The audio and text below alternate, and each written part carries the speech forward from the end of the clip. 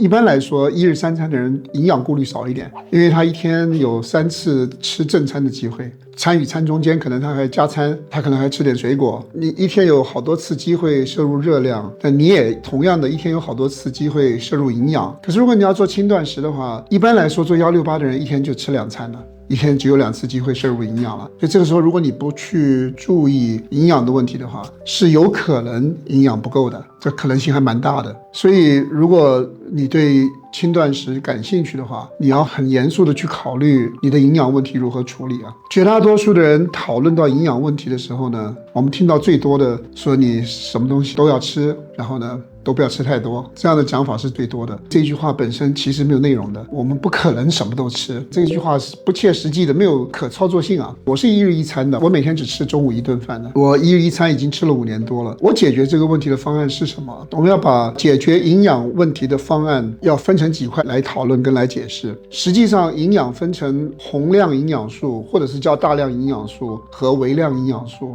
宏量营养素就是平时我们说的碳水化合物、蛋白质或者是脂肪，给我们身体提供热量。微量营养素指的就是各种维生素啦、矿物质啦，还有很多有名有姓的营养素。我们在讲断食的时候所需要注意营养，我们指的是微量营养素，因为我们吃生酮饮食的人，宏量营养素的百分比的比例、热量比例啊是已经比较明确的了。所以微量营养素的问题是我们实际需要面对的。来自于食物的微量营养素有1万多种啊，你有没有可能吃到1万多种微量营养素？是不现实的。如何从最基本的角度去看这些微量营养素？平时我们听到微量营养素，听到比较多的是维生素，一共只有6个，维生素 A、B、C、D、E， 还有维生素 K。可是明明食物里面的微量营养素有1万多种啊，为什么只有6个叫维生素，其他的营养素都是有名字的，或者是有编号的？当年我去寻找为什么这些东西叫维生素，身体无法自己制造的营养素才可以叫做维生素。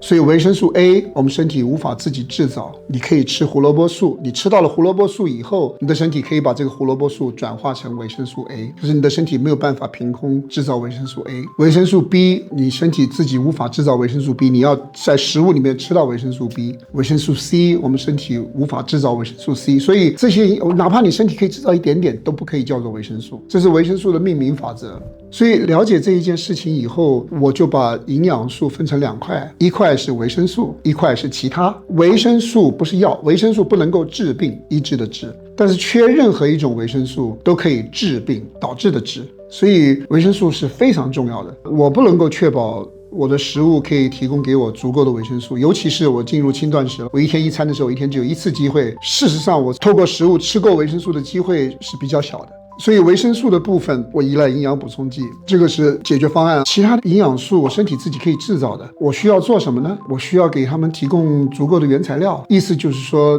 我的饮食尽可能的提供营养丰富多元化的食物，剩下交给我身体就好了。那如果说我们仔细去看营养丰富多元化的食物的时候，你要如何选择呢？所有的肉类它的微量营养素和矿物质呢，其实大同小异，区别不是很大。我们平时喜欢吃的肉类，今天吃猪肉，明天吃牛肉，后天吃鱼，我们其实肉类的食物是经常换着吃的。鸡蛋是全营养的，不用说了。所以肉类的部分呢，我们不需要多加探讨了，你就按照你自己喜欢吃的方式去吃。微量营养素数量繁多，种类繁多，数量非常多的在哪里？在蔬菜里面。你去看各种蔬菜，不同的颜色，不同的形态，你到大型的超市去看，光看绿色的就有各种各样不同的绿，深颜色的、浅颜色的、脆一点的、黑一点的，然后你还看到红色的、紫色的，各种颜色不同的蔬菜，还有不同形态的，灯笼椒也有不同的颜色的，秋葵有不同的形状的。实际上丰富的微量营养素大多数都藏在热量很低的食物里面的蔬菜。这自然界很神奇啊，它把最多的营养素存在热量最低的食物里面，你可以吃多少都可以。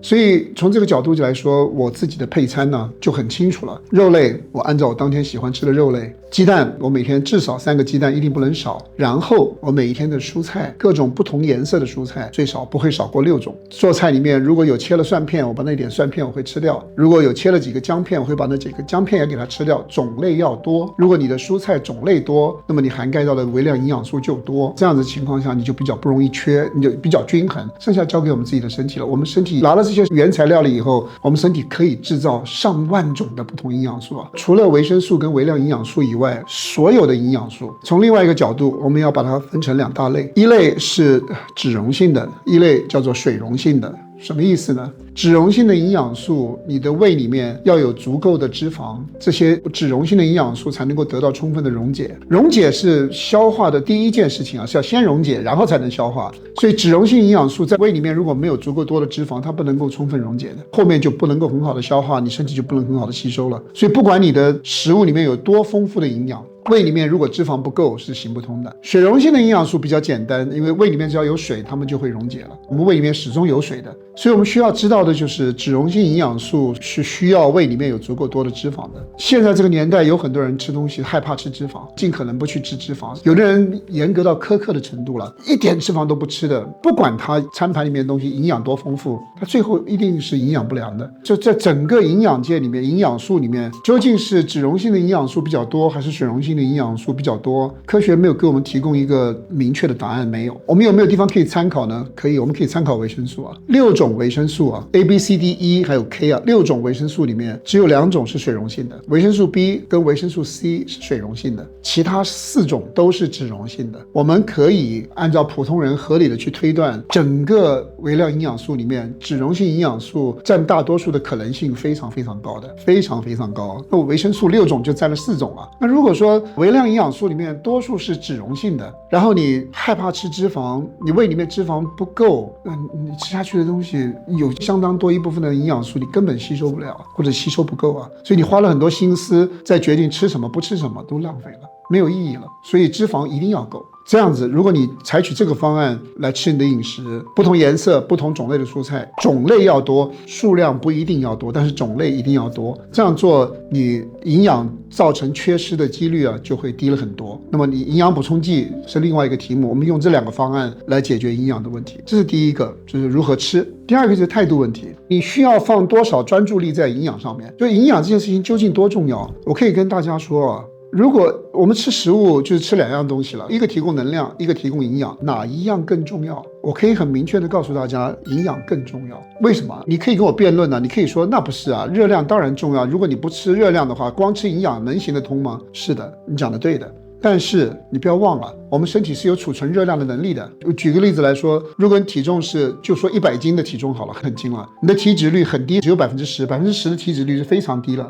100斤的人体脂率10%，10斤的脂肪就是5公斤啊，45000卡路里啊，每1公斤9000卡路里啊，你身体储存脂肪储存了45000卡路里，更何况你身体里面还有肌肉也是储存的能量。所以我们身体是储存能量的，可是我们身体储存营养的能力有多强呢？我们身体储存营养的能力很低的，水溶性的营养素在我们身体里面储存的时间大概不会超过48小时，脂溶性的营养素在我们身体里面储存时间大概有1周、2周，看不同的营养素，可能到2周的时间也就用完了。所以营养我们身体是可以流失的，是存不住的，热量身体是可以存得住的，更何况还有一些重要的必要营养素，比方说 Omega-3， 那我们在食物里面吃到的 Omega-3， 或者是来自于补充剂的 Omega-3， 在我们身体里面的半衰期只有几天时间啊，所以如果你不注重摄入营养的话，就会造成缺失。所以面对营养这件事情，态度要严肃。态度的严肃的意思就是说，你不可以再说那我吃了2个鸡蛋，吃了2根黄瓜我就够了，这样是不够的。是的，